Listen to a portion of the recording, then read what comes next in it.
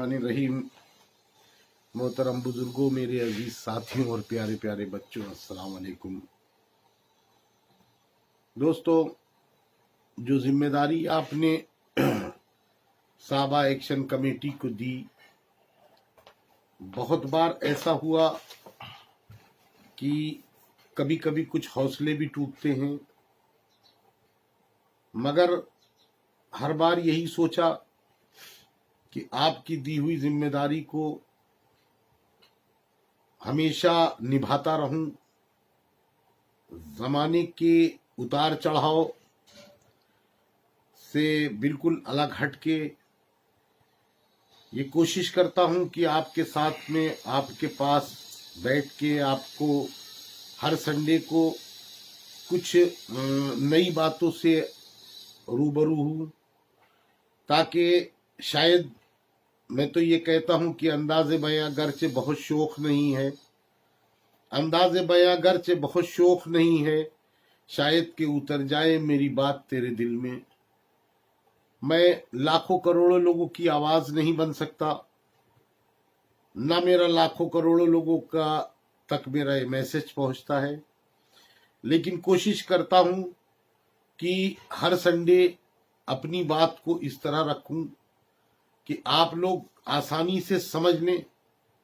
जो लोग समझ लेते हैं वो कहीं ना कहीं हमें मुबारकबाद भी देते हैं और बहुत खुश भी होते हैं। दोस्तों, इस बार अलग अलग चीजों को, जो आजकल हमारे आपके सामने कोर्ट के जरिए से या और जराए से चीजें मालूम होती हैं, आज उन पर चाहता हूं कि कुछ रोशनी डालूं। आपने CANRC NPR को लेकर पिछले साल जो कुछ हुआ वो आपने देखा, और आज तक उस लड़ाई को साबा एक्शन कमेटी लड़ रही है। जिस बर्बरियत का नजारा पुलिस ने पेश किया, जिस बर्बरता का नजारा पुलिस ने पेश किया, और पुलिस प्रशासन ने जो रवैया अपनाया, आज तक लोग बेचारे झेल रहे हैं। पहले बेकसूरों को जेल भेजा, उसके बाद उस पे गैंगस्टर लगाया, फिर रिकवरी की कार्रवाई शुरू की, फिर गुंडा एक्ट लगाया। मैं इस वीडियो के जरिए अपनी बात को पुलिस प्रशासन से सिर्फ इतनी बात कहना चाहता हूं कि ऐसा मत करो जो बाद में तुम्हारे लिए दुश्वारी का सामना करना पड़े तुम्हें, क्योंकि तूफान वक्त का ये गुजर जाएगा। अभी तूफान वक्त का ये गुजर जाएगा, अभी जल्दी में आप अपने दिए मत बुझाइए। दोस्तों, जो चीजें मैं 2 साल भर से कहता चला आ रहा हूं, अल्लाह का शुक्र है, अल्हम्दुलिल्लाह देर सवेर सही, और जिन बातों को मैं आपके सामने लाता हूं वो कहीं ना कहीं मेरी तो बहुत छोटी सी आवाज है, उस आवाज को बड़ी करके अल्लाह रब्बुल आलमीन कहीं ना कहीं से आप तक वो बात पहुंचाता है। देखिए, कल बंबई हाई कोर्ट ने एक फैसला सुनाया फ्राइडे को कि CBI ED न्यायपालिका अपना काम ठीक से नहीं कर रहा है, जो हमारे लोकतंत्र के लिए एक बहुत बड़ा खतरा है। यानी कि CBI ED पुलिस न्यायपालिका ये अपना काम ठीक से नहीं कर रहे हैं, जो लोकतंत्र के लिए बहुत खतरा है। मैं नहीं कह रहा, ये मेरी बात को जो मैं आपसे कह रहा हूं बार बार, वो हाई कोर्ट भी कह रहा। आप देखते हैं कि जब कोई मामला, जैसे हमारे मुल्क में कोरोना आया, एक बात मैं आप लोगों से गोदी मीडिया के लिए को कहता हूं, जो मैं 2 साल से कहता चला आ रहा हूं आप लोगों से, कि ये गोदी मीडिया के चैनल देखना बंद कर दो। ये व्हाट्सएप यूनिवर्सिटी की देन है। व्हाट्सएप यूनिवर्सिटी एक स्क्रिप्ट को लिखती है, उसके बाद गोदी मीडिया तक पहुंचाया जाता है। फिर गोदी मीडिया शाम को 4 बजे से पैरों में घुंघरू बांध के नाचना शुरू करती है। और जब कभी भी आप देखिए, जब हमारे मुल्क में कोरोना जैसी महामारी की शुरुआत हुई, तो सरकार ढूंढने लगी कि किसके गले में ये फंदा डाला जाए। अमेरिका के रिसर्च किया उन लोगों ने, 11,000 डिबेट्स हुई हैं 20 मार्च से और 27 अप्रैल के बीच में, जिसमें कोशिश क्या की गई, कभी तबलीगी जमात, निजामुद्दीन मरकज, कोरोना बम, तबलीगी जमाती कोरोना बम है, निजामुद्दीन मरकज कोरोना की यूनिवर्सिटी है। तमाम तरीके की बातें कही गई और उसके साथ साथ एक बात और भी की गई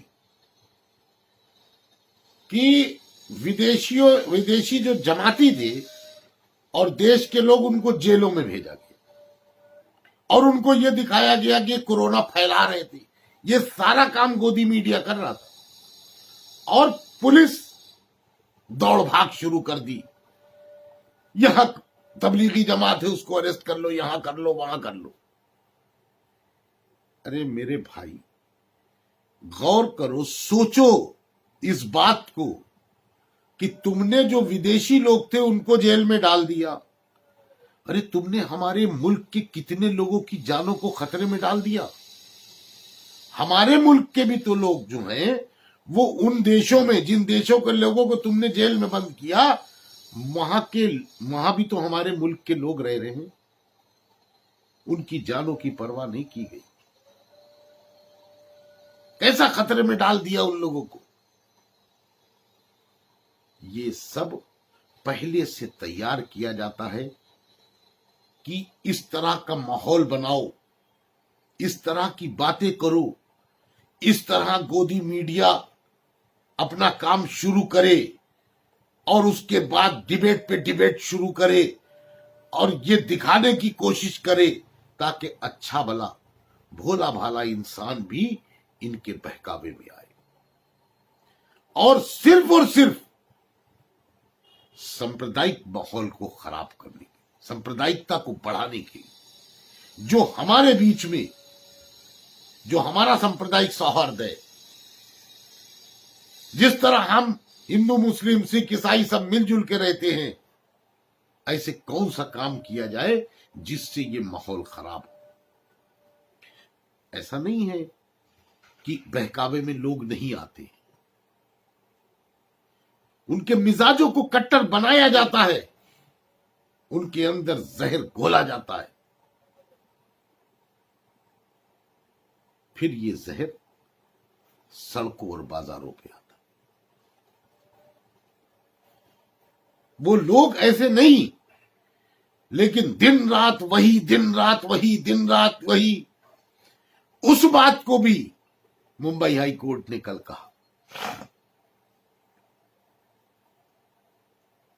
कहा कि मीडिया अपना काम ठीक से नहीं कर रहा है और बाकायदा 2 चैनल्स के नाम ले लिए।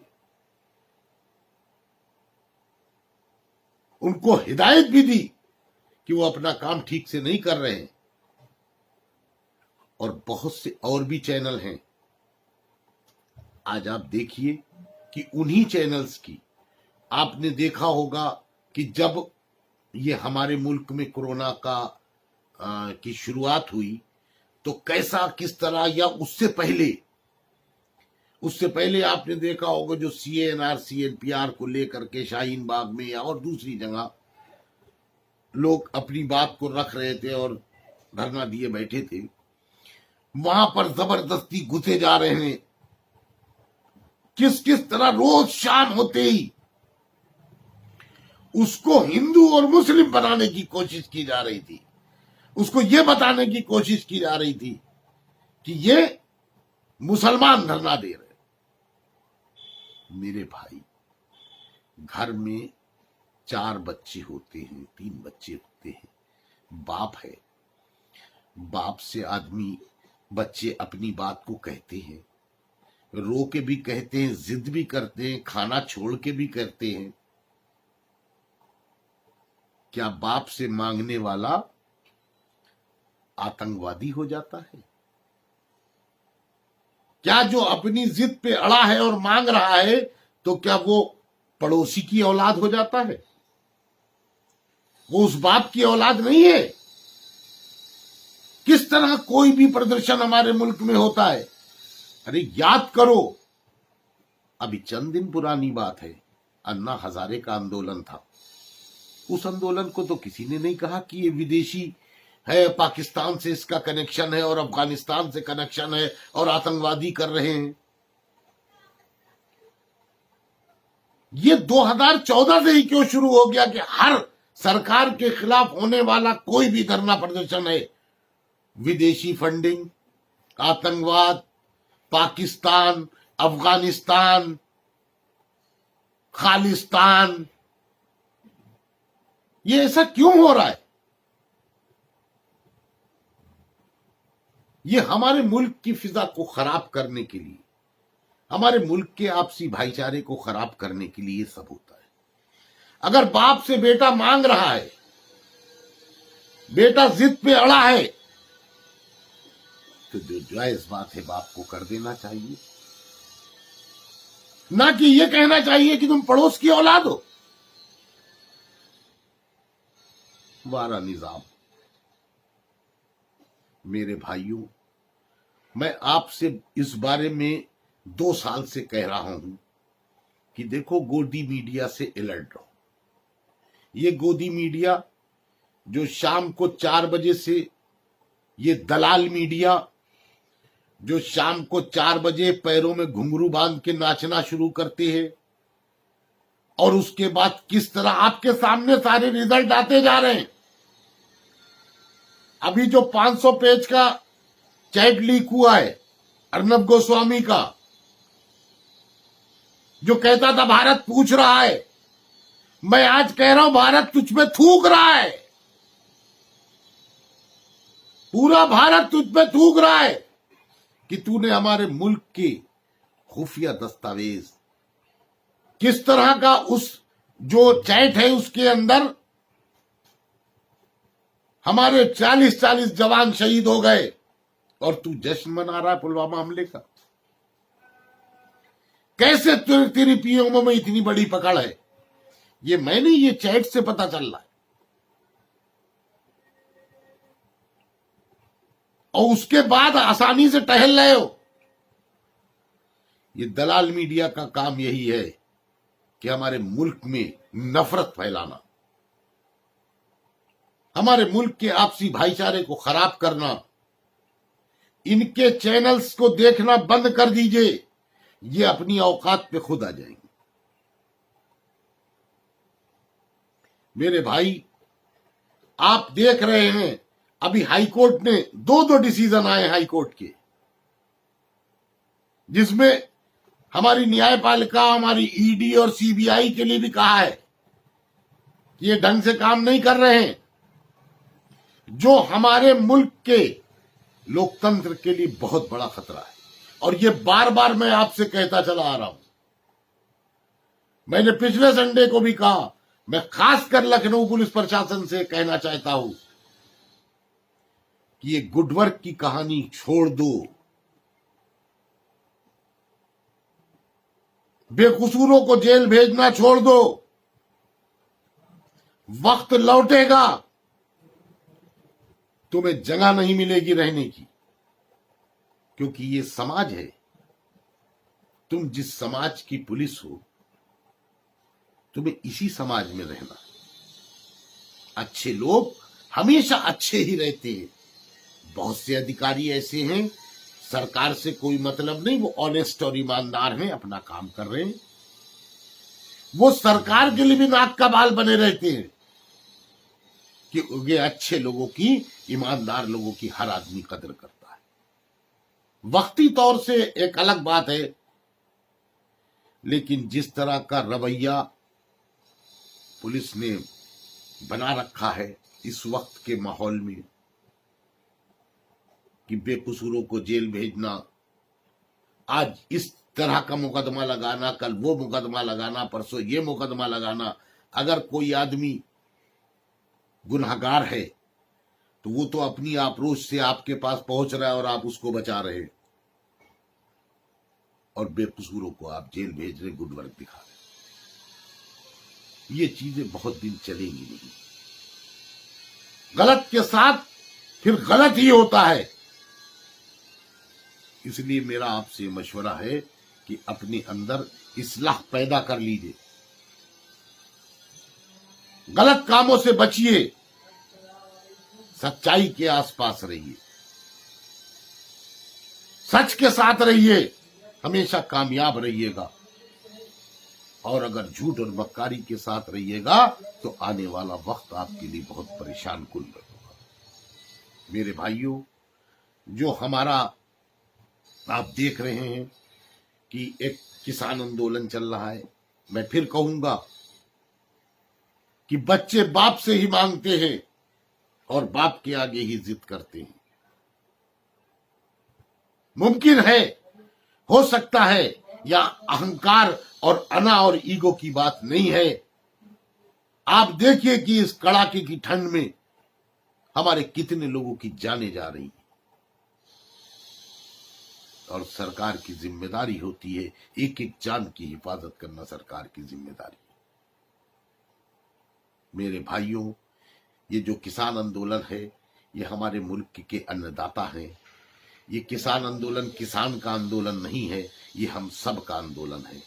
अल्लाह रब्बुल आलमीन से दुआ कीजिए, आप सब हाथ उठा के दुआ कीजिए कि हमारे देश के, हमारे मुल्क के अन्नदाता जो अपनी आवाज को बुलंद किए हुए हैं, अल्लाह रब्बुल आलमीन कोई बेहतर से बेहतर निजाम उनके हक में करे।